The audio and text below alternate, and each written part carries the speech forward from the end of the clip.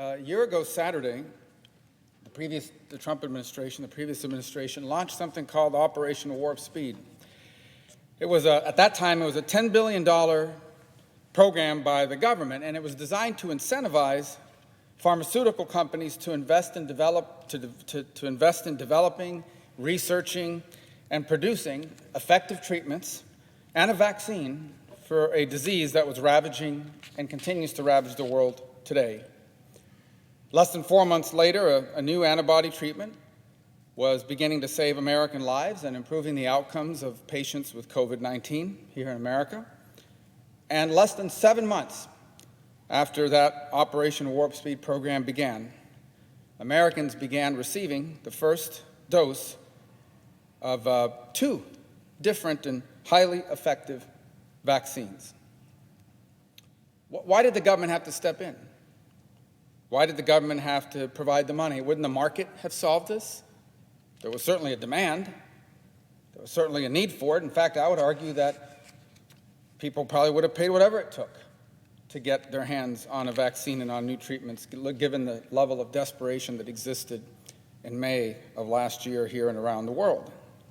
Yeah, the market would have eventually developed the antivirals, would have developed the antibody treatments, would have developed the vaccine. The market would have eventually done it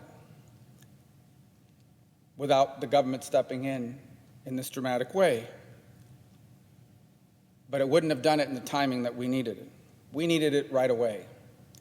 Our economy was shut down, children were not going to school, workers had no jobs, small businesses were being wiped out, hospitals were being overrun, and people were dying. We were facing a global crisis and a national emergency. It was a moment that required urgent attention and the fastest results possible. And so, for the common good of our country, our government partnered with the private sector to reach a targeted end, one that served the interests of our country and our people. In short, we pursued industrial policy. And almost 1 year to the very day it was announced, life in America is slowly but steadily returning to normal. Now, I first spoke about the need for a 21st century American industrial policy well over a year before the pandemic hit. Now, let me tell you that for much of my adult life, much of the time I've even paid attention to policy, industrial policy was generally sort of a dirty phrase for me. Politically, I was raised capitalist orthodox. It's an economic faith grounded in the belief in less taxes and less government and more freedom. I still believe in less taxes and less government and more freedom, and my faith in capitalism has only grown. Because unlike socialism, the market always produces the most efficient outcome. And usually, generally, invariably, the result of that is prosperity and opportunity. The free market, capitalism has eradicated more poverty than all the socialist programs in the world combined. But the market is agnostic. It doesn't take into account the impact that an efficient outcome, a market outcome, would have on a country or on its people. In essence, the market does not take into account the national interest. It's agnostic. We, in public policy, cannot be agnostic. The job of those of us who serve in the American government is to make decisions that are in the best interests of America and the people that we serve. And I believe that generally and invariably that usually means supporting a vibrant system of free enterprise in which private businesses invest and innovate and produce, and government makes it easier for them to do that and gets out of the way.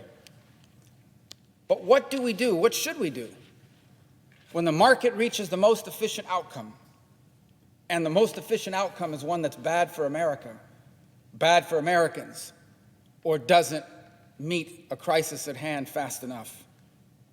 What is our role when we face such a crisis, when we must address one that has to be addressed faster than the market's ability to do it? This is not a hypothetical question. It describes what we faced in May of last year when Operation Warp Speed was announced, and it describes many of the important challenges we face today. Over the last 20 years, maybe 25 years, the market sent American factories and jobs to other countries. This was the most efficient decision to make because workers in other countries cost less. So it lowered labor costs and increased profits. It was the market decision. It was the efficient decision. But it destroyed the jobs of Americans. It shattered families. It gutted once vibrant communities. Major American corporations, headquartered here in the United States, multinationals, have allowed China to steal trade secrets and cheat on trade because for them, gaining access to even a small sliver of the growing Chinese market of over 1 billion people led to profits. This indeed did create short-term profits and extravagant wealth for some, but in the process it began transforming America from a country that invents and makes things into one that increasingly just finances and buys them. It is indeed more efficient to make the active ingredients in many of our medicines to make them in China. It's cheaper to do it.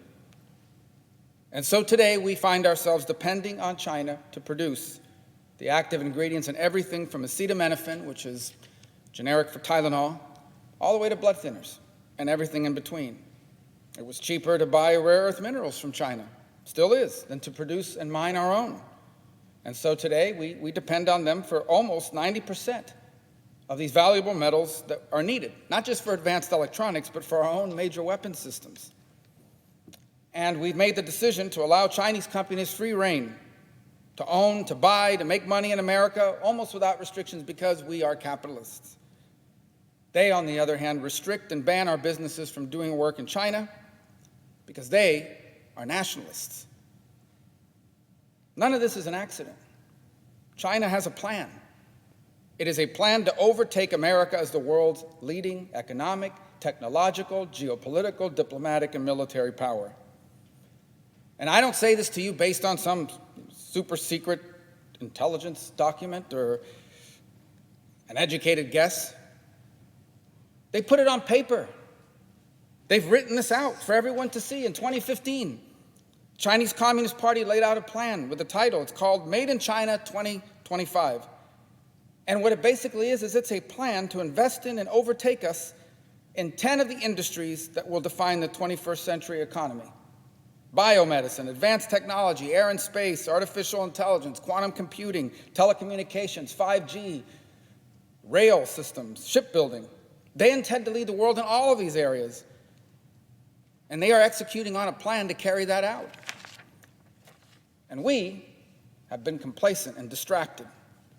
So while China channels every element of their national power, every element that you can imagine, while they channel all of it to dominate these key industries and to do it at our expense, we assume that our position in the world will continue on its own without having to do anything to maintain it.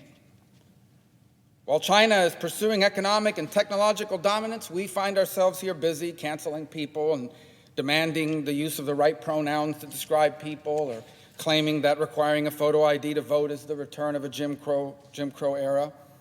We have placed ourselves on the road of decline and of humiliation, headed towards a world in which a totalitarian regime, one guilty right now as we speak of committing genocide against Uyghur Muslims, becomes the leading power on the planet and relegating our country, America, into the status of a once great nation in decline.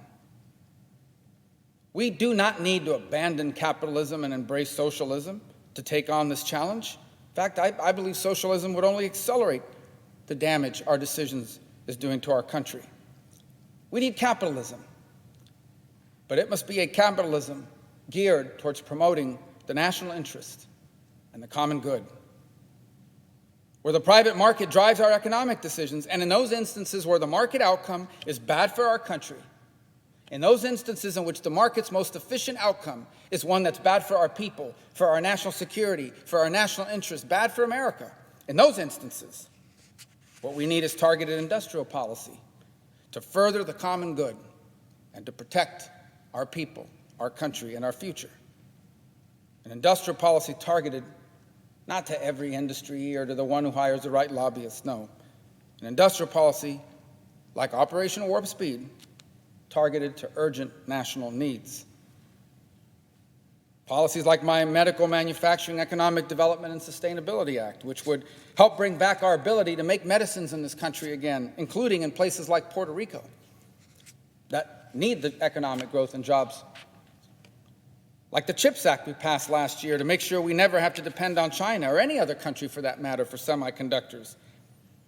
In 2019, well before the pandemic, I proposed modernizing the Small Business Administration and aligning its programs to the national interest, like my American Innovation and Manufacturing Act, which would incentivize private investment in small American manufacturers through the SBA. And even as we make these sorts of targeted industrial policy decisions, we need to make sure that we're protecting them from being stolen from us. One of the changes we need to make in the China bill that's now before the Senate is we need to have stronger protections against the research that we are funding being stolen. First, more of this money should be invested through agencies like DARPA, as an example, which has very good safeguards in place. Second, we should prohibit any entity from receiving the funds called for in this bill if they've received China-based financial or in-kind support, or if they've otherwise failed to disclose foreign funding in the past 10 years. Third, we should require certification that a potential recipient of the funding has sufficient protections in place to guard against IP theft and other threats from foreign governments before they would get any of the money. It'd be something if we appropriate all this money for industrial policy, we invest it, and then we see it stolen. Fourth, we should prohibit federal employees and contractors from participating in any foreign government talent recruitment program. We should require federal contractors to disclose any commercial ties they might have to the Communist Party of China. And fifth, we should establish the system of outbound investment screening. Even if we are successful in preventing adversarial actors from acquiring federal research dollars or intellectual property developed by it, there is nothing to stop nationless corporations from simply buying the IP and using it to develop capacities to benefit China and hurt our interests. This is an important moment. I think one that will define the remainder of the century. When the book about the 21st century is written, it'll have a few chapters about a lot of different things. But that book's going to be about the relationship between China and the United States and what happened. And what happened is in very many ways being decided right now. We must ensure that our public policies are aligned to the urgent challenges of our time. Our job here is to promote the common good and to defend the national interest. And by and large, that is a free enterprise capitalist economy that will produce the innovation, the advancement, the investments, all the things necessary to make that possible. But in those instances in which a national need is urgent, in which the outcome that the market has delivered is harming our country and its long-term future, we have an obligation to act in the common good. And we should not allow orthodoxy or policies that made a lot of sense in the 1980s in a very different world from today to stand in the way of the sorts of targeted government-private partnerships needed, the kind of partnerships that gave us a vaccine that is bringing us back to normal, the kind of partnership that will allow us to tackle the challenges we face now, so that the 21st century will also be an American century, and that our leadership in these key industries that will define the century is neither endangered nor lost. I yield the floor.